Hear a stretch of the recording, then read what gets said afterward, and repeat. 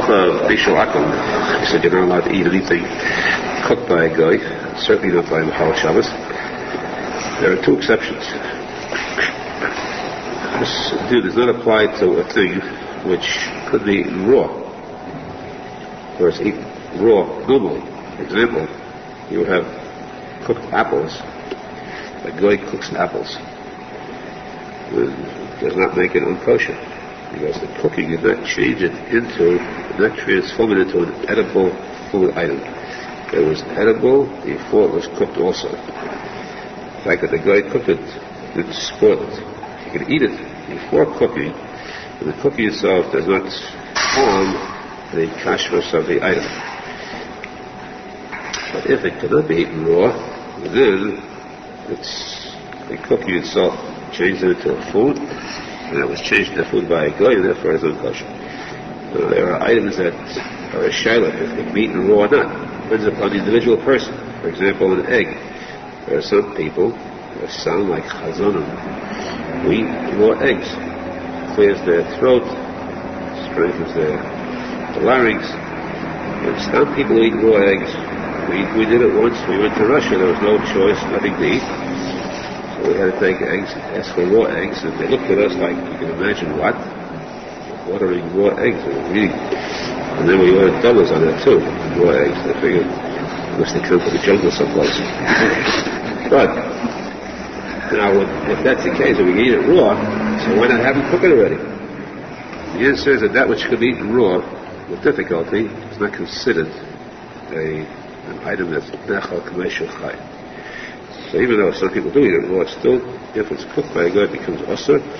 Therefore, a cooked egg, Friday cooked egg, is usur to eat if done so by a goy. You cannot walk in again. Eggs are the unkosher smell. And all these things, of course, like one more item, the second exception is a thing which is not considered edible or fit to be on the table of kings, the royal table, royal food. For example, eggs. You'll find that even the kings eat eggs. No question about that. Or meat.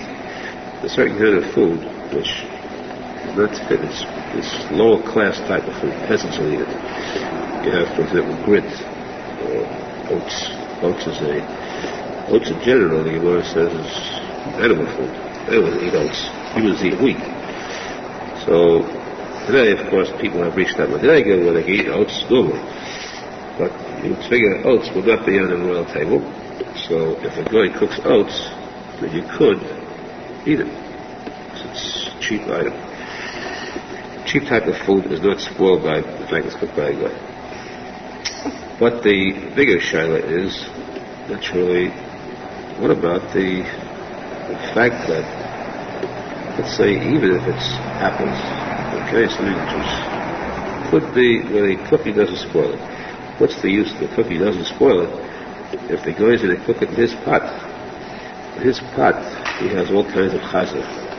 There's regular chazah, Virginia head, the goes the fancy kind, and the fats that he smears in the pot, the pan, all types of animal fat, which is treif.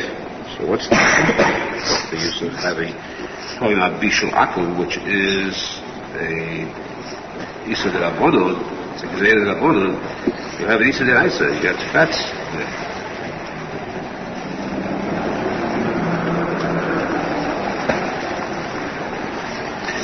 Even if the pot is clean by some guy, let's say you go to a place where there's no yagushes, so they clean the pots before they cook them.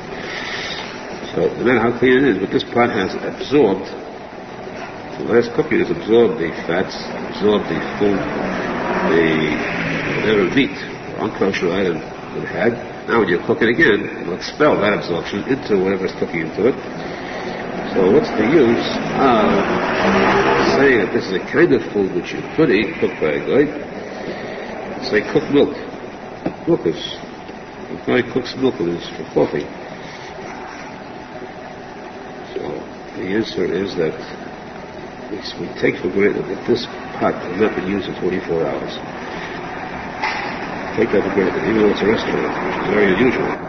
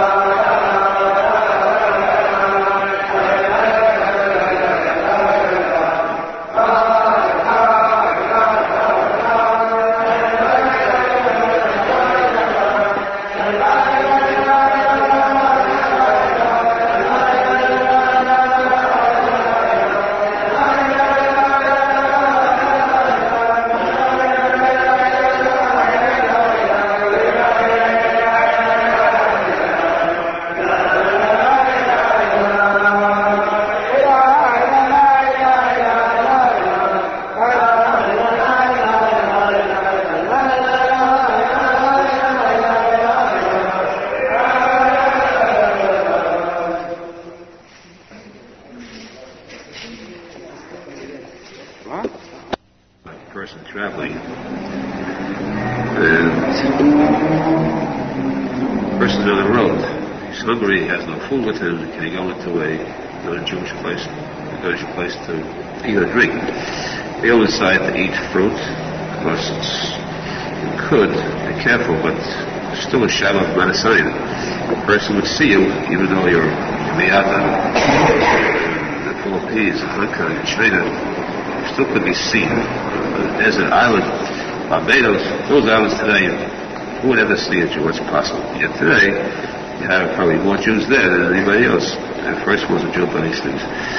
But the idea of Manasayim is any place, even if it's in a mine, a coal mine, 40 kilometers in, out, down, still it's Manasayim, even if it's dark.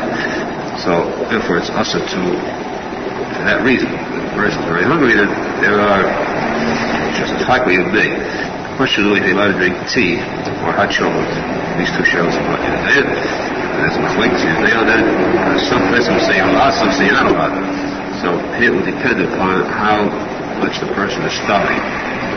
For example, you're in Russia, again, for let's say 4 or 5 days, you have a thing to eat or to drink, and you have to sustain yourself, eating a glass of tea, then we could be permitted because there are enough places to rely on. Otherwise, it's down for the sake of pleasure to drink it, the place where a guy cooks it, then it certainly should not be permitted. We should be zeichet to purify, retire ourselves, anything that's wrong, inside and outside. Our mouths should not accept anything that's bad or kosher. Our tongue should not give out any words that are not kosher either. Giving out unkosher words is worse than taking in unkosher food. We keep ourselves in this Torah, Kodesh, Kadesh, us. That's what we should be able to say to be as a shir. Again, on the opinion of food that's prepared by a guy, so anything that's baked, cooked by a guy is usher, and then koshki and shuli by the Shabbos. Wine that is touched by a guy, unless it's special wine, immunized, mushel, then it too becomes unfit. The same thing with the Machal Shabbos.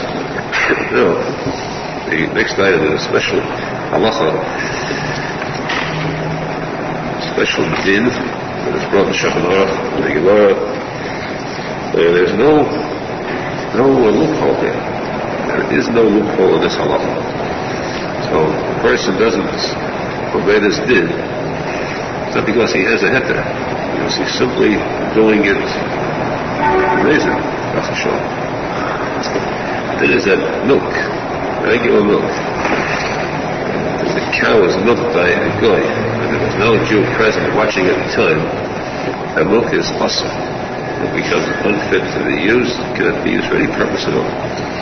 You don't drink that milk. The reason for the Xena is immaterial. The Challah with Gezer and Challah Akon is awesome.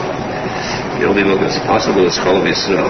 That milk that belongs to a Jew, a milk that was done in accordance with the din of Chaliva, looking at a cow, and you had supervision. The eyes of the Jew were on it at the time of the milking. Otherwise, that milk is usher to drink without any heter whatsoever.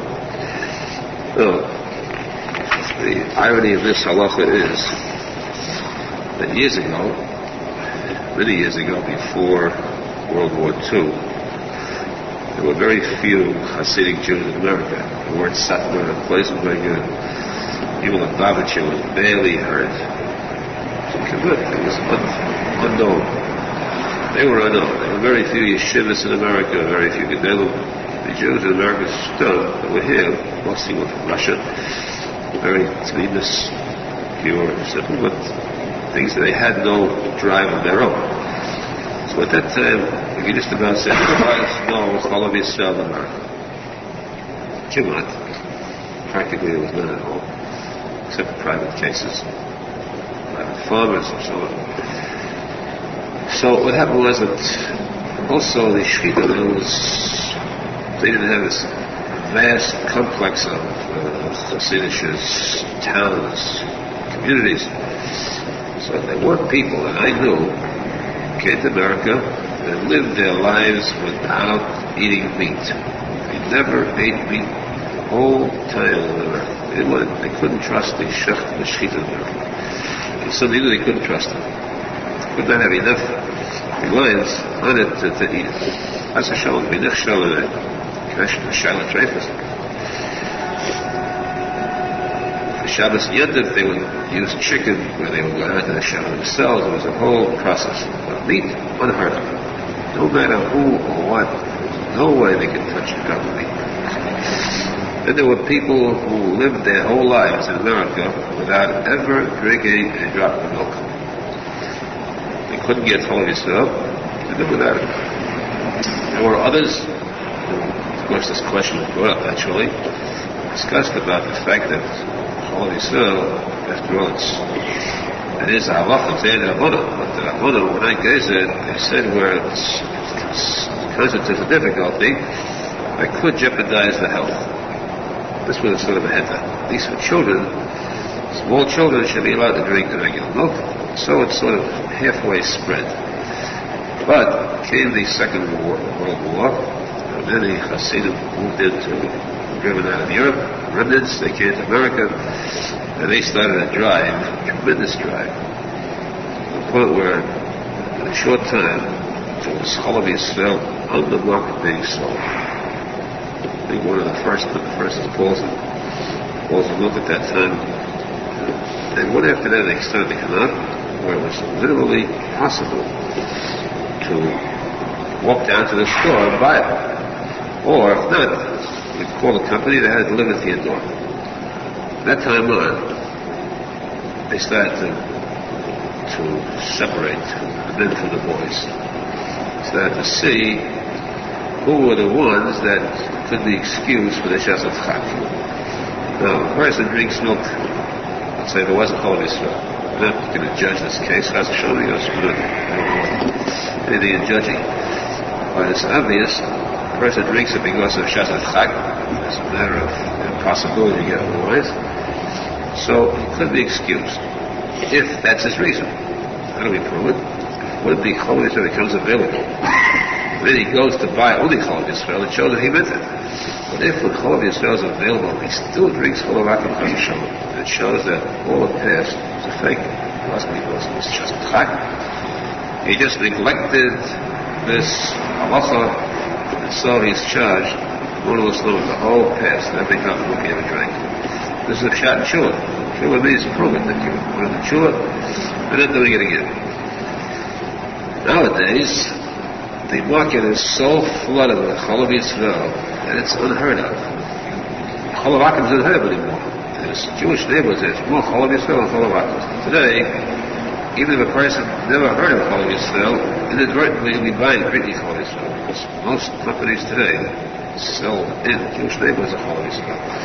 You go to the Borough Park, for instance, stores there, you have to go from store to store to find a bottle of Chol Avraham. If it doesn't, go find one. Around here, right, come out every store you can find Chol Yisrael. Or you can certainly get it delivered if, in case of small children, you can't go shopping. There's no problem now. There's no excuse now for anybody to Chas v'Shalom drink Kodesh milk, which is 100% osir, tachlis. It's unkosher according to them. Nobody can refute that statement. Nobody can erase a halacha in the Torah. Nobody can definitely make halacha on the Torah like halacha. The biggest Epicurus is one who deliberately distorts the word in the Torah. So this is they did it very clear. Every home should see to it now.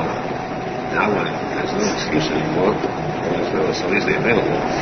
Every Jewish home should have a fully Chol Yisrael in it.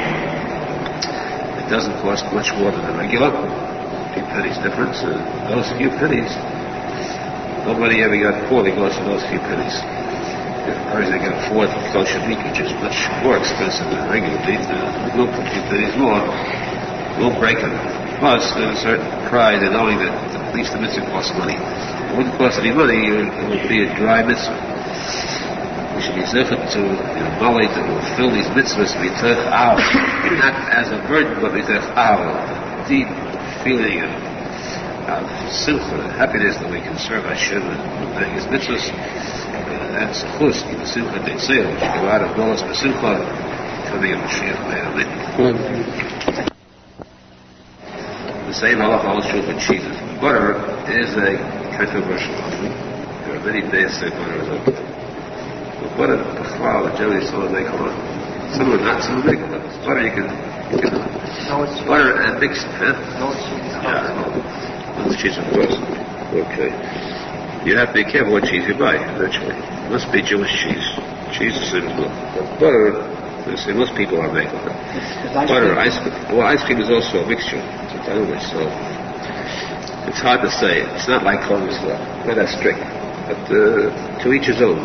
So if you want to eat ice cream, I haven't seen any Chassidus ice cream that tastes like it. They at least produce it. Something. They got what they call real. Something. Very briefly, cake is a bigger problem than bread. You want to throw bread on the guy, cooking the guy. Cake is so big a problem that to find a kosher cake in the market today is just about practically impossible. Students with that business, and you have to get, it must be a Goyish company, because Jewish Halacha is going to be trusted at all. When we said even with a mashgiach, you must make sure that it's a Goyish company with a hechsher, like the OU, or a company that's Goyish. If it's a Jewish company, Levi's, any one of those, Jewish company, the hechsher does not help at all. Okay, but how many hechsher do you have? Jewish company, Mechal Shabbos, the baking is NG. So that's the problem today.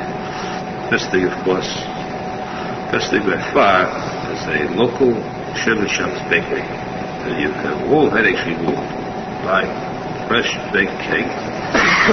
Really have Jewish house bakers in this neighborhood. Well, I'm sure we haven't had a problem. We have two of them. You're really well off here. The person doesn't live that close, certain sections, so you take a ride once a week or twice a week and buy cake, you buy a few pounds or half a ton. Some people don't want. There's nothing to supply to last. But that's what you must be wary of.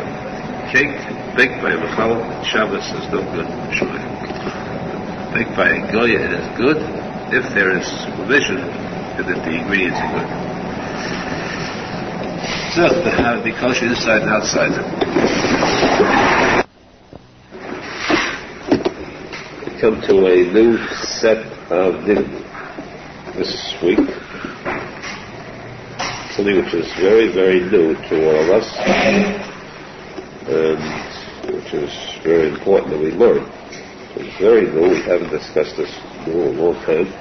These are the dinim that pertain to washing hands before bread. A lot of halachas on it. We haven't discussed it for quite a while. And by coincidence, we come to this set of dinim to sort of match your memory to what you had recently in the Gemara.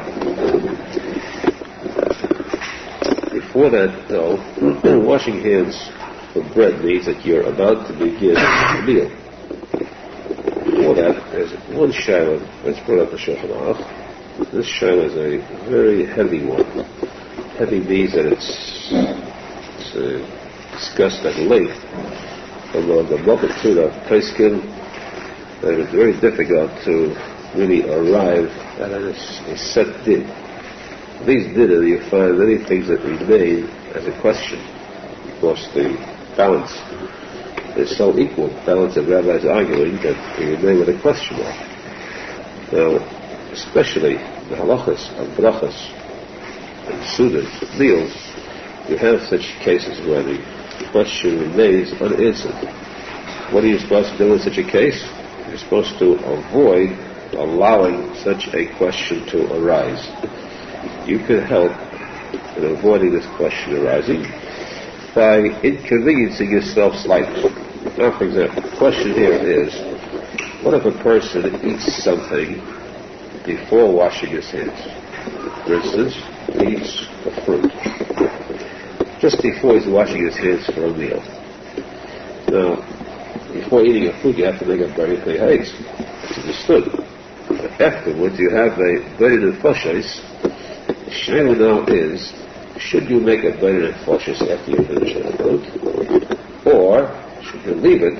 Because you cannot make a bracha with a doubt. If ever in doubt, you're not allowed to say Hashem name in vain. That's the general rule. That rule must be established for all time. If ever a person is in doubt about any bracha at all, except benching, Begas HaMuzim, bracha L'Teidah, the regular bracha, except for benching, there's no time that a person can ever say a bracha with a doubt. So, therefore, you must be sure that you have to say the bracha before you can say it. In this case, the bracha before the fruit, you have to say. Bracha after the fruit, it's a question. Should you say it? Or, if you wash your hands now, this is just before a meal. So, you're going to bench after the meal. Will the benching after the meal cover also for the fruit that came just before the meal? Just before means that it was practically part of the meal. A minute after you finish it, you wouldn't wash it. Or in the same action. And that's the question that arises. Now this means whether this is an item, and of course we're speaking about a case where he's going to eat for that same fruit during the meal too. Whether this is an item where it requires a bracha in the meal, or it doesn't. For example, if you eat fruit during the meal, you must make a very haze, even though you said a mixing, which covers practically everything you eat. Or something which does not require a bracha in it, for instance, you have potatoes, vegetables. There's no bracha, maybe because they're covered by the mitzvah halachas. Or if he's going to drink anything during the meal. And he also drank before. He had soda before washing. There is a big question whether the things that he eats or drinks before washing will be covered by benching, just as that which he's eating in the meal is also covered by benching, or that he's not covered, and therefore he would have to, what would happen, after benching you have to first make a better than flush yourself. So, what is the answer? The answer is that a person should never eat something direct. If you know you're going to wash, but this is something that's very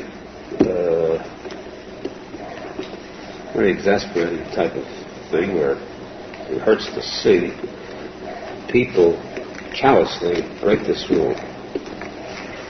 Notice it burns you up sometimes to see what people are ready to go wash. You're ready to go wash the meal. They take something to eat. I hate to be one to judge people like that. I hate to have anybody judge me with the attitude that I have towards those people. Because there's nothing that burns you up more to see ones who are not careless, negligent when it comes to a bracha. You're going to wash now. The mitzi is going to cover you, remove all doubts. You make a mitzi. You want to eat this. Wait 1 minute until you wash. Then you're going to eat this. You have no doubts about brachas afterwards. About bracha achrona, the last bracha afterwards. Why do you have to grab that to your mouth now? Why can't you wait? Where's the fire that take this, eat it now? And of course, create such a big problem. So, therefore we said that the answer is, solution is not to eat for that before a meal, or, very simply, if you have to, you're going to have kiddush before washing or something like that. You're going to want to eat something, do want to eat something before going to wash. You haven't got the patience, or you can't hold out. You got the type of such that you cannot wait till after the meal's begun. So at least the other answer is to eat the fruit, or whatever it is, and then make a bracha achrona now, before washing. Go for a walk outside of the room, outside of the house, so it becomes a new item, then go wash. So that's the only other solution. You must eat something, drink something, eat it, drink it. We must see das, that means, like this is a separate item, say a bracha achrona, and then go out, because if you're still in the same room, you're not going to have a whole bracha in vain. You can't care to make a bracha in vain. So walk outside as though you were finished with this food, then you decided to wash. Started to eat now. One way you're fooling nobody. You're doing this very legal. This way you're clearing yourself of any doubts, any fear of saying a bracha of Torah in vain. And this is not a small crime, because when you come to Kippur and you say Shamdu, Bagadnu, Gazalnu, Shamdu, you committed a crime. These 22 words, Shamdu, Bagadnu, Gazalnu, according to the Aleph days, they contain all the possible sins that a person could commit. So what do you start with? What's a Shamdu? What is the translation of Shamdu? What does that mean? Anybody know? Zero, right? Bogadnu. What's Bogadnu? Bogadnu literally means we rebelled, we committed sins. That's what kind of sins? A Shamdu, we did wrong. What? Where's your confession of sins? What wrong did you do? The answer is that these letters stand for the first letters of words. Ashamdu stands for Achalnu. We ate wrongly. We ate food that was questionably kosher. We ate food where we did not say a bracha for it, Chas Shalom. Liberally or otherwise, whatever happened, we confess for it. Bogadnu, we rebelled. We revolted. How? Because beirachnu, we said a bracha. That was either in vain, or a bracha that was wrong, so serious was this item that we begin our Vigli, our confession in Kippur, with this Shiloh God's name, so no person can ever dare to minimize, consider small this item. As we say, if a person has to eat before, the best thing the person, if he knows he's going to wash, don't eat. Have patience. The minute you wash, you have no problem. You do eat and solve it by making a bracha before you go to wash. Now, if, let's say, he did go to wash, and he did eat for that same food in the middle of the meal, and he did not say a bracha before, what do? You can't use with a question mark. So you have done wrong, but corrected by, after the meal, taking the same fruit, saying a bracha on it, and then saying a bracha acharina, last bracha, to cover what you just ate and what you ate before the meal. That way you take yourself out of suffering. But it's the evidence, a wrong way to do it. And that way, two solutions we said. The best one is contain yourself. Time is achila, could be controlled a little bit. Eat it properly. Don't eat less. Just eat it a minute later. Or to say a bracha acharina. The person wants to eat cake before the meal. Cake has a different rule. Cake is the closest thing to bread. So you eat cake directly before washing, and then it is legal to eat it. But if you don't walk out of the room, you cannot make a bracha acharina. And it is legal to eat the cake and to have the Menachem Mendel Schneerson cover the cake. That may be done. Of course, it may be done, but if you had a choice, it's much better to eat the cake after you wash it before. However, it's not a crime like any other kind of food. So that I think this is legal.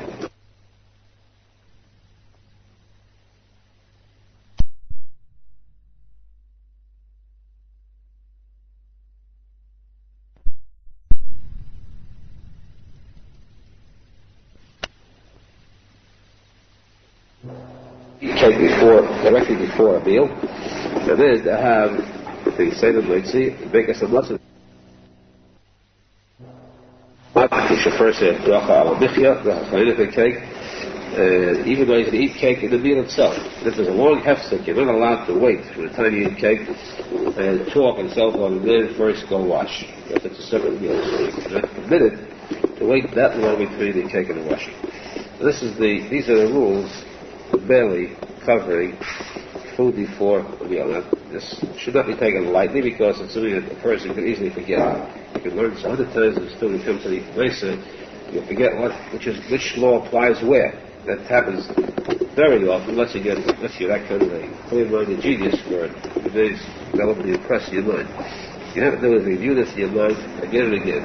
Very briefly now, to review, as a resume, if you eat any kind of fruit or other food except cake before a meal, then you should, if you did it, then you should say a bracha achrona first, and then spend some time going out before you wash your hands for the meal. Best thing, of course, is if you intend to wash for a meal, then you should not eat anything before that. Wash, make a mitzi, that'll cover everything you're going to eat. Cover me, you'll cover with bechsa. If you wash and make a mitzi, and you want to eat fruit, you still have to make a mitzi, even though it's in the middle of the meal. If you eat cake before a meal, and you are allowed to use the bechsa to cover for the cake, there again, it's only if the washing of bread comes right after eating a cake. Otherwise, it cannot cover it. Again, the best thing is that if you know you're going to wash for a meal, hold out and don't eat. It's definitely wrong for those that take small tidbits, little items, whether they're shahakos or the pieds, or I don't know, and they partake of this before starting the meal. This should be contained. The person should contain himself by being zecher to be given to control taivas achila, which is called the Reisha taivas, which is the head of all the three important taivas. He's zecher to control the other taivas too, by controlling ourselves, purifying us, and becoming closer to Hashem. We'll be zecher to the Yehulah Shleima, Bias Mashiach Kedu, V'heidach, Amen, V'amen. To start the day, the laws of washing your hands for a meal. As we said, these laws, very coincidentally, again, notice that learning are many coincidences. We are parallel to the Shir of Friday night Shabbos, the Moshe. Instead of washing hands for a meal, the person who wants to eat bread, once you make a mitzi, must wash his hands first. If the bread is the size of an egg, and he has to make a bracha on the tilas yadayim before washing hands. If it's less than that size, then he still must wash his hands, but without a bracha. There are so many complicated halachas there that unless a person is chas v'sholom way out, who is in a desert, or he's about to walk a plank, or something is going on where his life is oozing out, and he wants to, his last words are a piece of bread, then definitely no person should ever bring himself into such kind of sfekas. The person who washes for bread should never skip on the size of the bread that he eats. You eat a full size, the kazayas kaveya you eat for that piece of bread. You have no doubts as to whether you make a bracha or not. It's definitely wrong. You go with the doubts in a case like this. You eat the right size of bread. So when you sit down by the table, you have a piece of challah. Don't complain the challah is too big. Make the challah and you finish it. Like little children. Washing your hands must be from a keli.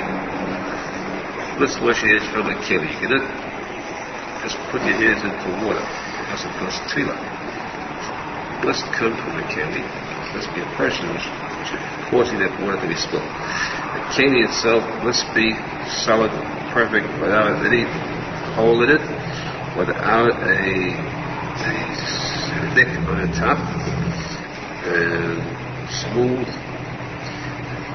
It should not even have a piece jutting out.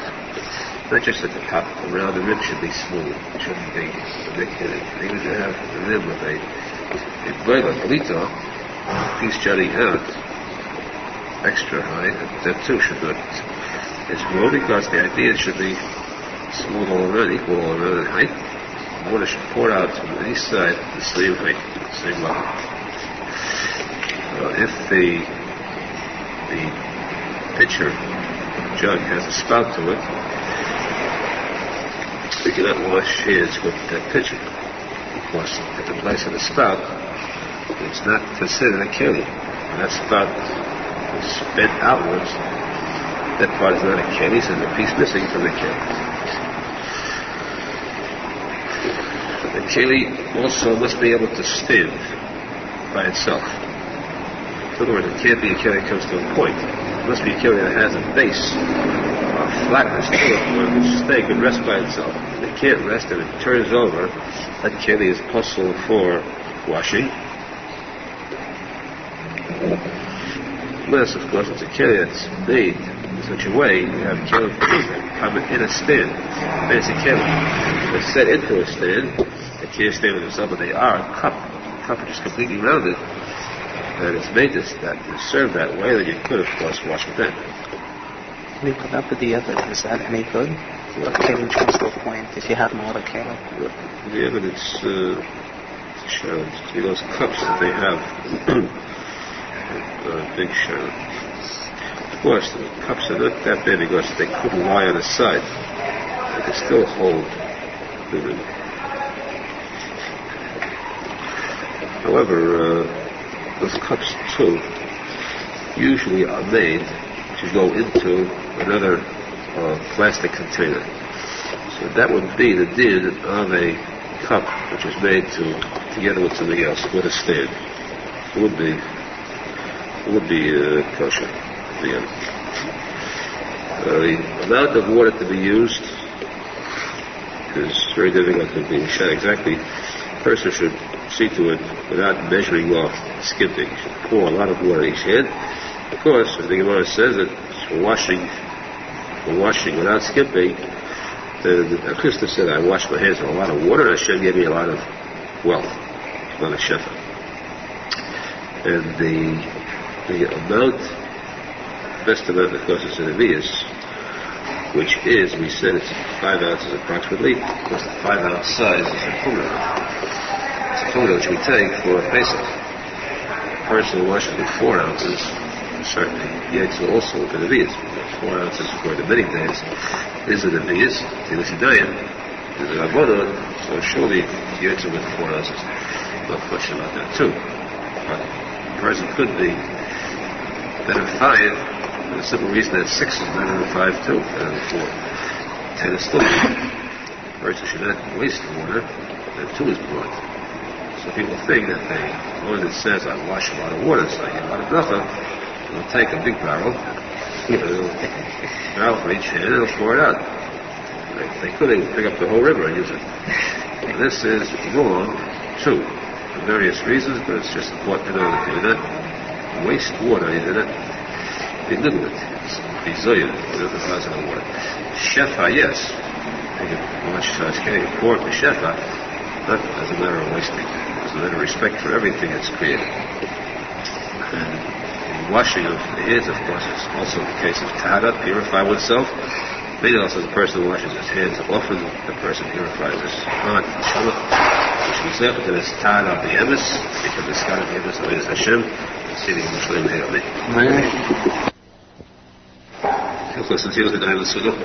Washing hands with bread. And this says that though the Gemara speaks about the amount of water, it's about 4 or 5 ounces. It's difficult if a person doesn't have a 5 ounce cup to measure off exactly. If you have a 5 ounce cup manufactured by the Tikuney company, different. The Gemara says that they were stocking in the cities. Each one in the city was not going to cup that was exactly the right size, and people can't match it up. The way you have to get the exact size cup, so then you should pour extra. So eventually, the Gemara says that by pouring extra water, you receive extra shefa. The order is to pour first on the right hand, no matter what person is. If he's a lefty, he should still pour on his right hand first. And then on the left, to make sure the water reaches every single part of the hand, which means between the fingers, length and width of the entire palm, the bottom and top of the palm, till the wrist. And he should keep his hands raised upwards, fingers pointing upwards, and let the water pour down from the fingers onto the palm until the wrist. See that this should come at one time. One single pour should cover the whole thing. If it doesn't come at one time, it's not yetzer. That's why a bottle with a very narrow neck is not kosher for washing hands. Because they must come out at one single turn. You take a glass, turn it over, the water comes out at one single turn. Take a bottle, and it comes out in spurts, goes out 2 or 4 times, it's not a kosher keli. And of course, the amount of times to pour in each hand is twice, and these 2 times should be in succession, which means twice on the right hand and then twice on the left hand. After he has washed his hands, he should keep them still pointing upwards, and then he should rub them together, raise them towards his head, not higher than his head. The top of the finger should not go above the line of his skull. Very doctor, very makbid on that. It's meaningless. So you raise your hands, you go no higher than your head. Though this would seem to be allowed because since you're never allowed to raise your hands above your head except tefillah, only in tefillah you're allowed to do this is tefillah. Still, it's the moment itself is a shadow when it's actually tefillah, so therefore it says you should do it corresponding to the height of his head, parallel to it, as the posek says, Syrian Jewish, means raise your hands upwards. And then, this is after he washed his hands. They do up together, and then he says, the bracha l'tilas yadayim. Now, of course they did forewarns the fact that the bracha is always said prior to performing the mitzvah. You say the bracha, before eating the bread. You say the bracha on shayfa before you eat the shayfa, not afterwards. Bracha megillah before you eat megillah. Always the bracha is before doing the act. In this case, tilas yadayim, washing hands, how come you say the bracha after you wash the hands already? 2 answers. Of course, there's no way out of this point. You cannot say the bracha after the thing is done. So the answer is here that this is still considered before the mitzvah is done. Because the drying of the hands is part of the mitzvah, which is washing but drying. So this is part of the mitzvah, and still before the mitzvah is completed. The answer, why should we do it this way? Because sometimes the hands are dirty, and it's not proper to say Hashem's name, bracha, with hands that are unclean. So that's why we cover both at the same time. Wash the hands, and not dry them until the bracha is said. You have clean hands to say the bracha being said before the mitzvah is complete. He should be careful to dry his hands very well, which means not to leave any dampness on them. You can have a towel or a cloth which dries your hands completely before you go to touch the bread. He should absolutely be careful never to dry his hands on his clothes. One who washes his hands, some people will dry their hands on their jacket and their shirt. It's a habit of clothes. This, the Aharon says, this causes a loss of memory. The person does that. If he has anything left in his memory, he fixes it up this way. So a person should never dry his hands on his clothes because he forgets. The trouble is he forgets only the good things. If something is bad, you want to forget it, you wash and dry your hands, it doesn't happen. He forgets what he learned, not bad things. He hasn't said anyway. As a shown. So this person should be careful to avoid all those things which lead to shikha, to forgetting the good. To want to dry his hands properly. If after he poured water on one hand, everybody seems to know this, yet they should know a little better. This is a very vital point in washing hands. Just one drop, you can lose the whole entire mitzvah, beginning to end. A person washed his hands. Now this takes a little skill. Washing hands once, twice. And then you reach, you're supposed to, this is what goes on, and you don't transfer the cup from one hand to the other. You put the cup down. You're holding the cup in your left hand first. Pour once, twice. Put the cup down, then pick it up. There's a reason for this, but in addition, the additional reason is very simply that you will spare yourself some headache. Because if reaching for the cup, so you touch these 2 hands meet, that means one hand is tummy, one hand is toe. The left hand is tummy, it doesn't have water on it yet. These 2 touch, this hand becomes tummy. Water becomes tummy. Water makes the hand tummy. You have to wash again. This hand. can't wash again just by pouring water on it because you'll add tumah to it. So you must first dry this hand completely. No dampness at all. Dry it completely and then wash again. If these two hands meet before they're both washed, after they're both washed, they should be. Let's rub together. Before that, the person should avoid having them touch each other. Also, if somebody else, that's either himself, he touched his hands, or another person walked by and touched his hand, it was wet, the whole thing is gone. You have to dry your hands and wash them again. And of course, this is you don't find this today. More times ago, the people who are very malicious mistakes, a lot of evil. A person that purposely touched somebody's hands, evil heart. Today we don't see it because today people don't know about this. They knew about it, they would do it. They hurt people. But you're supposed to watch. A person who sees others washing, keep your hands aside so you have to make sure you don't touch them. So if the person's hand is touching, even if both hands are washed, if somebody else touches them, it's like he had a third hand that was not washed. And touches them, then it becomes tumah. But if he already said the bracha already, he said the bracha, he's about to dry his hands, and he touched them, it becomes tumah, he gets to wash over again, but he doesn't say the bracha again a second time. The bracha is not said again. It wasn't said yet, he washes and says the bracha. You have to watch yourself, on the other hand, touching until your hands are dried. This is for this to see, yes, we'll take it. Continuing the din of the Tilat Yadayim for a Suda.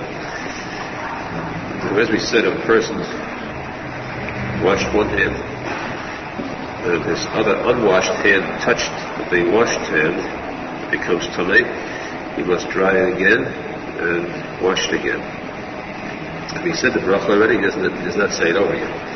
But he must wash his hands again.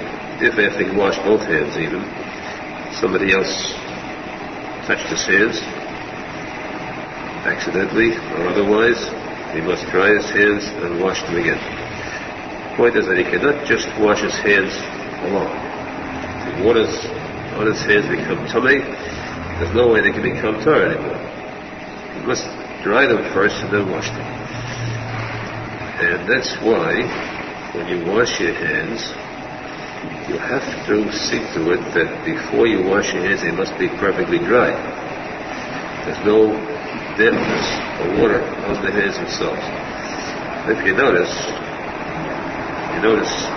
people do it, or when you do it yourself, subconsciously, you finish washing the first hand, you take the cup in that hand, you first rub your hands on something to get that hand dry. Just a little drop of water that might be on your hand touching the cup or turning on the faucet, a little drop of water is coming. You rub your hands against your clothing or anything to make sure that it's dry. Then you wash your hand. This is not the same, of course, as we said before, you're not allowed to wipe your hands on your clothes. This is nothing to do with that, kosher mashikha, it's simply a case of the most convenient way of getting the hand purified from a drop of dampness. If the hand is really wet, completely wet, still you can't wipe your hands on your clothes. It goes back to the original halacha. There with just a slight touch, a drop, mashal, so that it's a fast rub on your clothes, or anything, towel nearby, anything on the wall even, table, is enough to get this drop of water off, but your hand must be dry. You can feel if there's any dampness on it. If there is, it will not help to wash your hand. If a person does not have a keli, if he has a kosher mikveh nearby, he could maybe carry him through tefillah, dip his hands in the mikveh just once, and that's enough. He has no keli also. The derech godel is very difficult. He uses before so long. That's the derech godel yoid. In other words, it should not be done unless it's last final resort. The person that says about to breathe is last, just about to go. He has to have bread. Bread is in the desert, he must have bread. Then he has something to wash with. Then he can turn the faucet on, quickly, on and off. He turns it on, it's gathered. The first flow of water is done through the person's hands. The second keeps it on flowing, it's not good anymore. You've got to turn it on and off, and that way he washes his hand twice each hand. And this, as we said, is if he's about to breathe his last. So he makes instead of the eulogy, we give him the chance, the opportunity to wash his hands this way, under the faucet, and it be considered as though he actually washed his hands with a king. Now, water is kosher only if it's clean water. Water that's fit to drink. If the water has become spoiled because of the discoloration because of dirt that's in it, not the discoloration of the chlorine in the water today. You get water, as you turn the faucet on, the glass becomes filled with a cloudy substance. Water is cloudy, and in a few seconds it clears up. So that cloudy water is not considered dirty because a person may drink the water without waiting those few seconds. It's not harmful at all.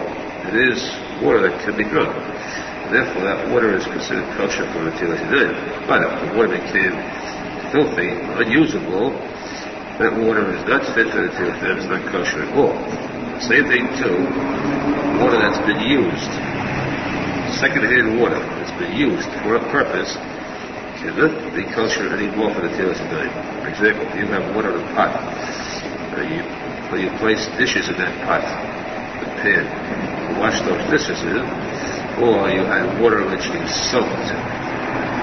Say, when they get some fire up like herring, schmaltz herring, soak the herring in it to ease up, or other kind of vegetables, soak them in, then in that case, any kind of work at all. Say this was cold water, you put stuff in it to cool off. Shrouds, bottle, cool it off. The water was used for any purpose at all, that water becomes posek for the Netilas Yadayim. If the drunk from partially, the posek, unless it was drunk by someone that's not fit to drink afterwards. So if the dog lapped at the water becomes posek. There's some more authentic, but that's the halacha, except the halacha. If, however, a person who did not wash his hands yet, his hands are tummy, and this shluk put his hands into a pail of water. And by a wedding, for instance, you're having a some weddings, some weddings, they have 6 to 8 big pails of water. You draw water from that pail in a cup, and he will wash his hands. Yet some shluk put his hands, touch the water with his hands. Put the cup inside, let his tummy hand touch that water. So, water is not posek. Just by touching his hand is not posek because it was not used. Water was not used itself. It was touched. Water did not take offense at this person's tummy hands touching it.